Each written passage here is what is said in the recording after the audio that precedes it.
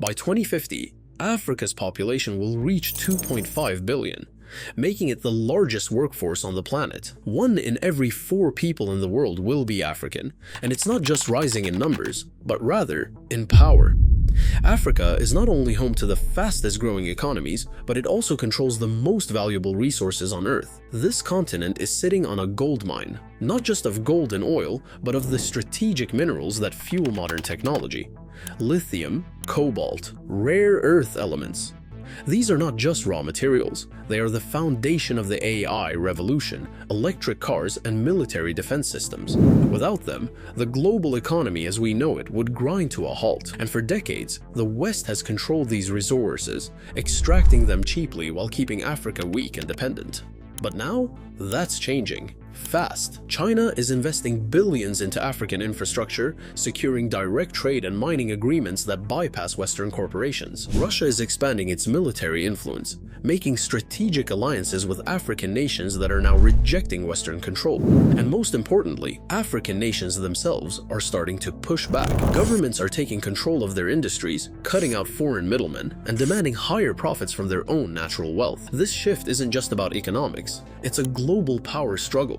The West isn't just watching Africa rise, it's afraid of what that means. Because if Africa truly takes control of its resources, the entire balance of global power will shift. For decades, Africa's vast wealth was controlled by Western corporations and multinational banks. These companies came in, extracted resources, and left behind very little for the African people. Rich in oil, gas, minerals, and agricultural land, Africa should have been one of the wealthiest continents on Earth. Instead, it was trapped in a system where most of the profits left the continent, and what remained was a cycle of debt, instability, and foreign dependency. But today, African leaders are waking up to this reality.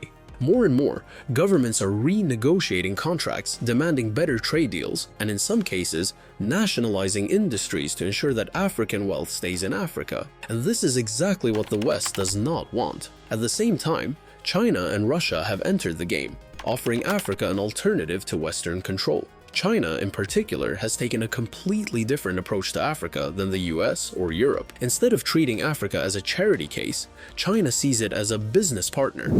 Over the last 2 decades, China has poured over $200 billion into Africa, building highways, railways, ports, and energy infrastructure. Chinese companies are striking direct deals with African nations, cutting out Western corporations that have historically monopolized Africa's natural wealth.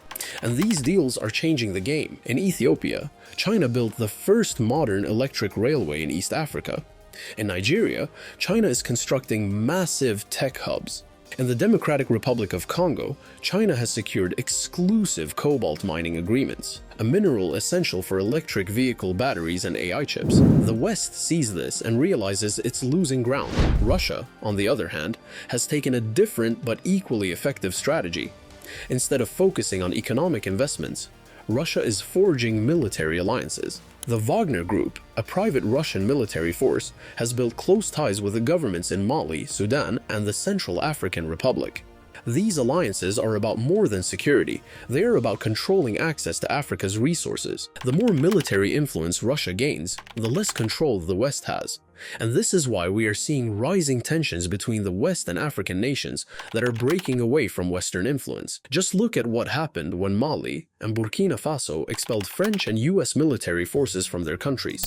Almost immediately, Western media began calling these governments unstable and dangerous. But is that really the case? Or is the West simply panicking because its grip on Africa is slipping away? The truth is, the US and Europe are losing influence in Africa, and they don't know how to stop it. For decades, Western powers controlled Africa through debt, corporate monopolies, and political pressure.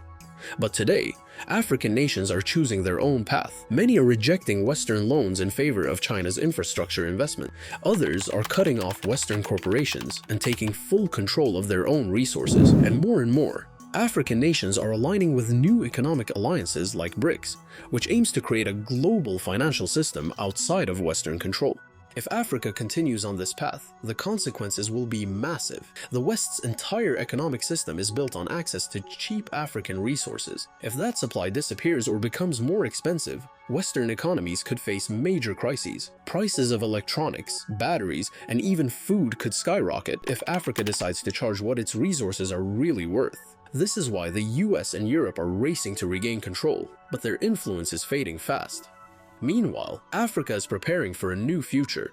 By 2050, not only will it have the largest workforce in the world, but it will also have some of the fastest growing economies. The African Continental Free Trade Agreement, AfCFTA, is already in motion, creating the largest free trade zone on the planet, allowing African countries to trade with each other instead of relying on Europe or the US. Tech hubs are rising in places like Kenya, Nigeria, and South Africa, meaning Africa is not just exporting raw materials anymore, it's developing its own high-tech industries. For the first time, Africa is shaping its own economic destiny, and the rest of the world is watching in fear. The big question is, will Africa succeed in fully taking control of its future, or will the West find a way to regain its hold over the continent?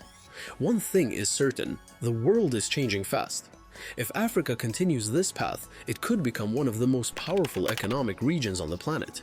The only question left is, who will try to stop it? So what do you think? Will Africa break free from Western control, or will the US and Europe find a way to hold on?